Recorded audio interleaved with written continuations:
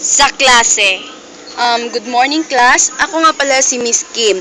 Ako ang bagong guro nyo ngayon dahil si Miss Usilaw ay nagretiro na. Miss, excuse me lang po, may arestuhin lang po kami. Ha? Si Miss Bella Pilgrim po, may ginawa po siyang malupit na krimen. What? Anong ginawa ko? Nanahimik kaluluwa ko tapos biglang may magsasabing may ginawa kong krimen? Nagsyabu at itong mga ito ah. Ha? Anong ginawa ni Miss Pilgrim?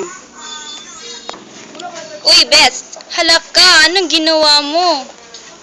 Miss, nagkasala po si Bella sa pagnanakaw ng puso ng isang binata, kaya naman po humihingi kami ng pahintulot sa inyo na maaresto namin si Miss Bella Pilgrim upang makulong siya sa panghabang buhay sa piling ng binatang iyon. Ay!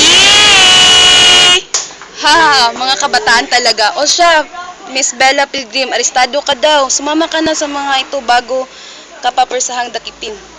Uy, Beth! Samahan mo ako! Ha? Madami pa akong gagawin eh. Hey, ikaw na lang. Ang sama mo naman. Good luck!